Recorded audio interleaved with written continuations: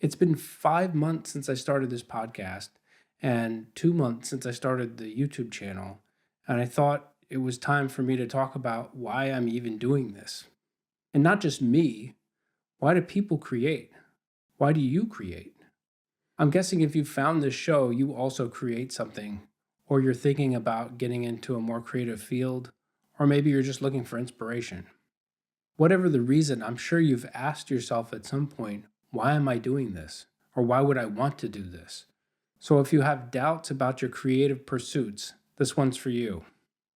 Creativity feels like some sort of lifeblood for me, and I think it is for all humanity, really. We're driven to create, some more than others. But why? I guess first I'll give you a brief summary of my own creative background and why I ended up on YouTube.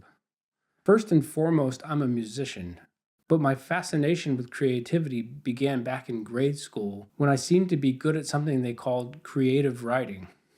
I had never been good at anything before. I definitely wasn't good at handwriting, being a lefty, and writing things down in general just never seemed to be anything to be proud of. But somehow this creative writing thing was my jam.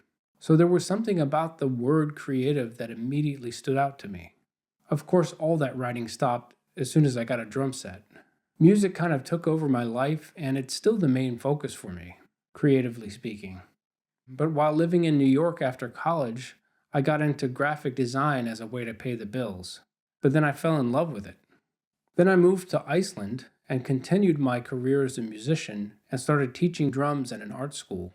But as an adult, with the ordinary pressures of everyday life, having a family, holding down a job, I realized that I couldn't really function in the way that I thought people should. It felt like I was constantly letting myself and everyone else down, and it started to affect my ability to perform as a musician.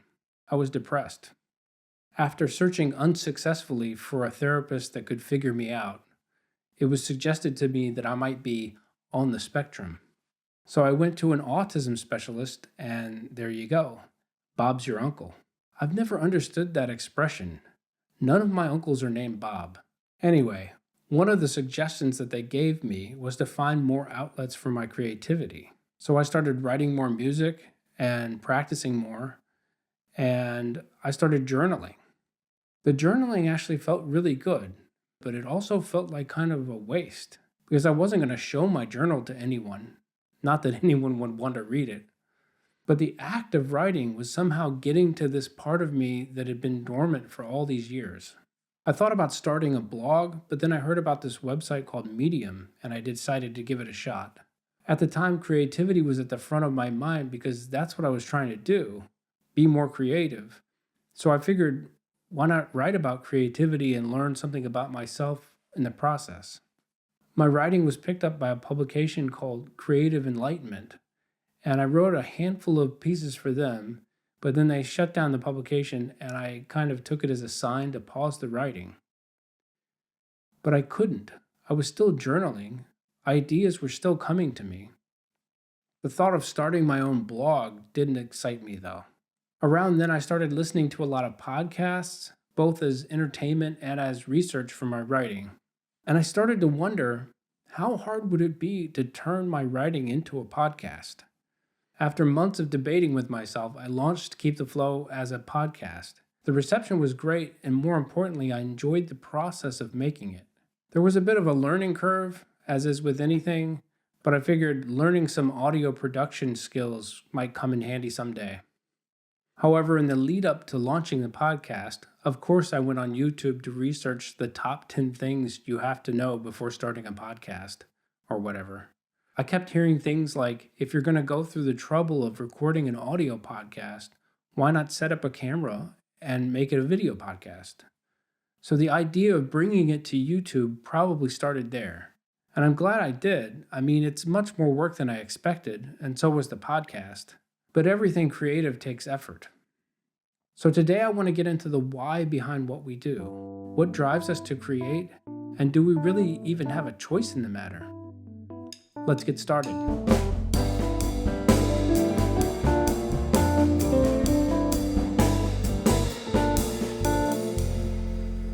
Necessity is the mother of invention, a wise man once said.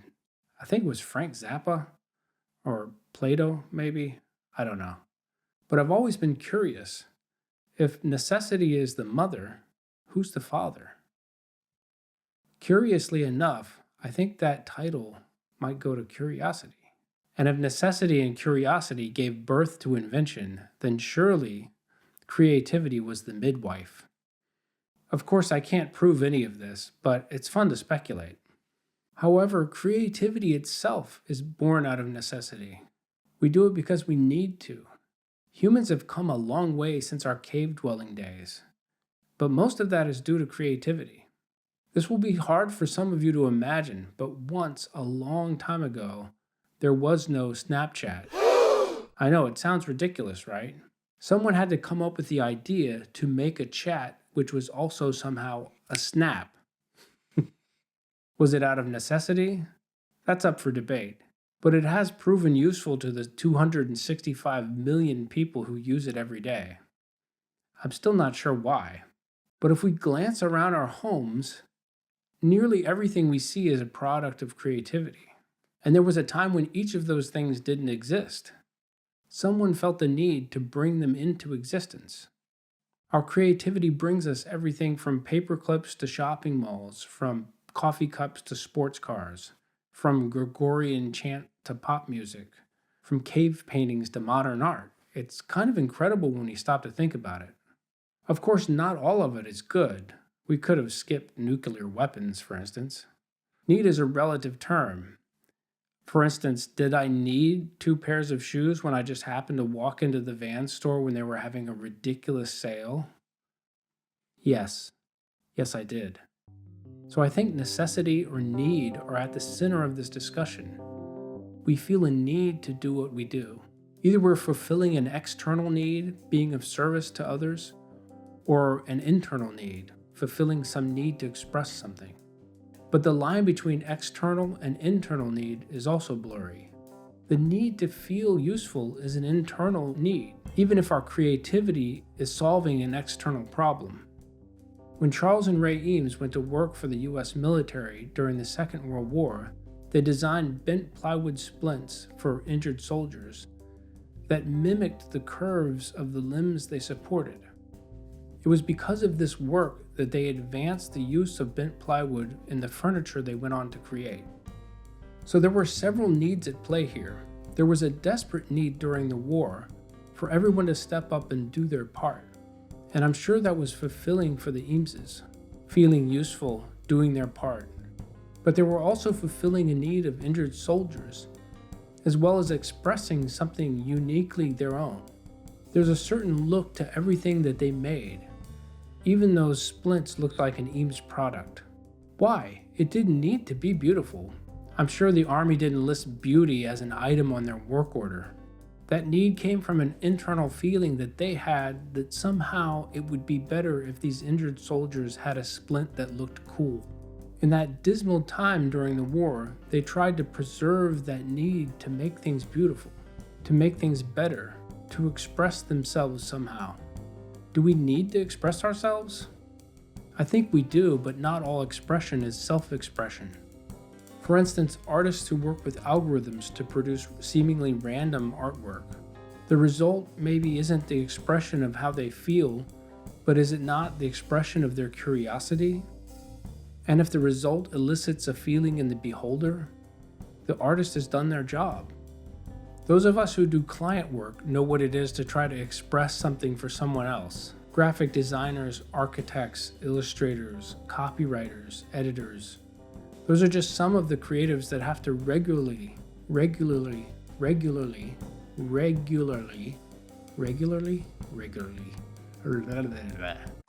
Those are just some of the creatives that have to regularly bring other people's ideas into being. But if you fall into that category, it is important that you not only do that. Even though it can be incredibly fulfilling to do client work, we all need to have an outlet for our own expression. Call it a pet project or whatever. Somehow we have to set aside the time to take care of that side of ourselves.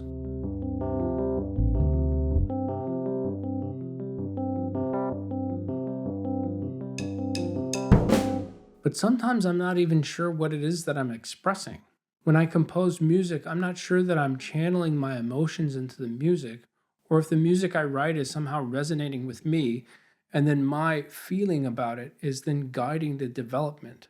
It's kind of a chicken and egg situation. At the end, when the piece is finished, I have certain feelings about it, but I'm not sure if the work is an expression of those feelings or if I'm just experiencing the results like any listener would. But the feeling that I get is the thing that I'm chasing. That's what's driving me as a composer. And I'm not saying that all composers are like me, I'm just one example. But I don't think I've ever just started with a feeling and said, I need to compose some music that will communicate this feeling through melody and harmony. The more I think about it, it seems like the feeling is really a byproduct of the composing for me. As a musician, as a performer, it's not the same feeling, but it's similar. It's more about a kind of lightness, a feeling of connection, of letting go, of allowing things to happen to where I'm a participant and a beholder at the same time. That's if everything goes perfectly, and it doesn't all the time. But it happens enough that I recognize it and hope for it. Still, trying to make it happen is a recipe for disaster. It's like you have to want it without wanting it. But both of these experiences, the composing and the performing, are two versions of the same thing, really. Flow. So is that a need? Do we need to get to the flow state? I think so, but it's also connection. Performing with others for an audience is deeply gratifying, and I feel like we need that connection.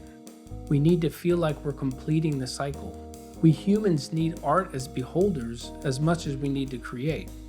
It's an endless cycle, and when we find ourselves completing some part of that cycle, we feel like we've done the thing we were supposed to do. We feel fulfilled. When we come back, I'll get into a need that I'd really rather not talk about, but I guess I have to. Money.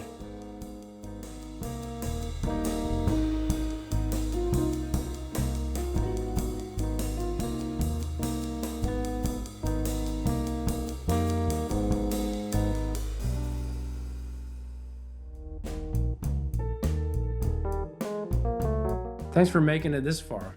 I'm proud of you. If you're anything like me, you're probably a jazz drummer living in Iceland, and you have a podcast and YouTube channel, and you have a need for a seamless solution to conducting interviews remotely. No? Well, I did, and Riverside checked all the boxes for me. I was going to try to get away with just using Zoom, but the more I looked into it, the more I realized I was going to need a dedicated solution. And trust me, I shopped around. The features that Riverside is offering went beyond my needs, for sure, but the ease of use and the quality of the end result sold me on it. This is not sponsored, by the way, just to be clear, but I do have an affiliate link in the description, which gives me a percentage of whatever plan you choose, if you choose. It's easy to get started for free, that's what I did. But as soon as I used it the first time, I knew this was an incredible service and I upgraded to the standard tier. So if you're looking for a seamless solution to recording remote interviews, there are a lot of options out there, but Riverside is my recommendation. And now, back to Keep the Flow.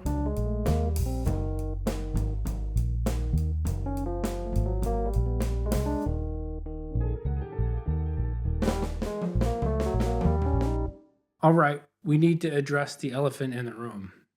Hey, elephant. In the society and times we find ourselves, we all need to have income.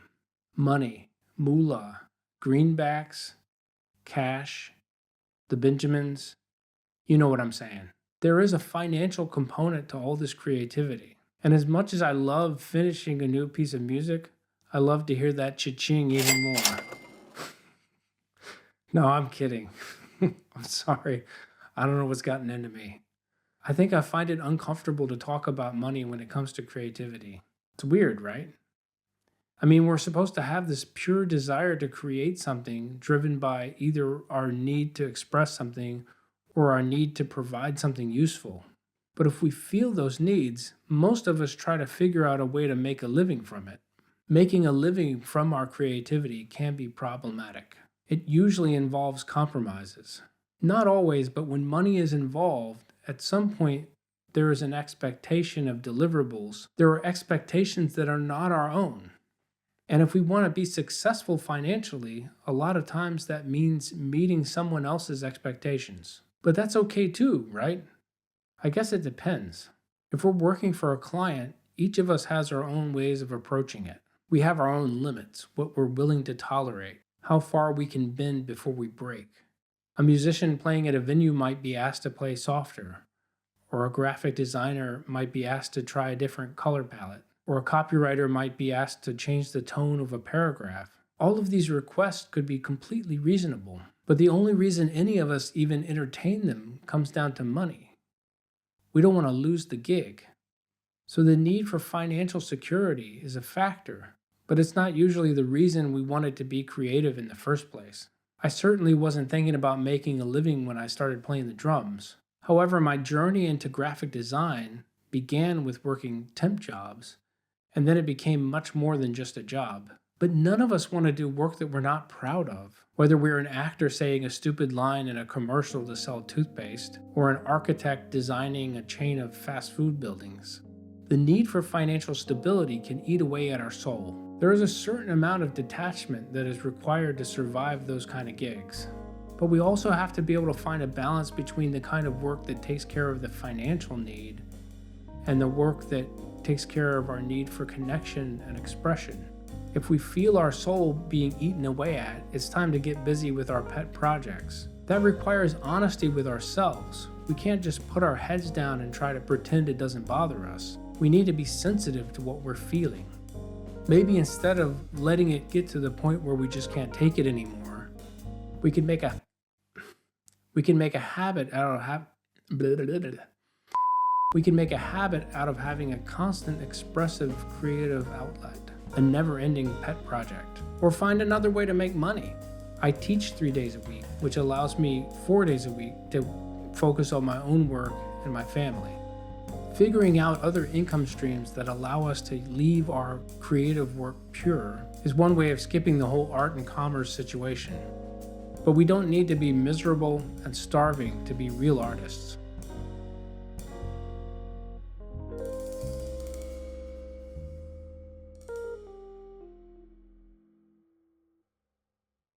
So this week, let's step back and look at our needs.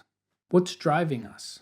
Your motivations might not be the same as mine. I've heard interviews with actors and comedians who said the reason they got into acting or comedy was for attention.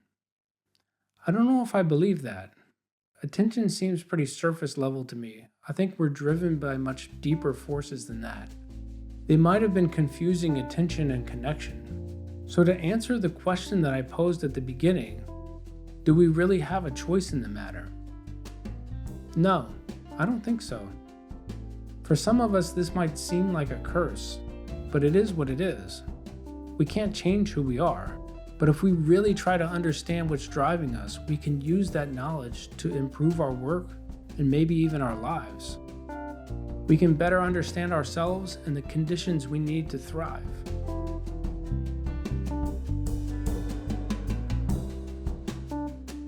That's all I've got today. Thanks so much for hanging out. Please take a moment to hit that thumbs up and subscribe.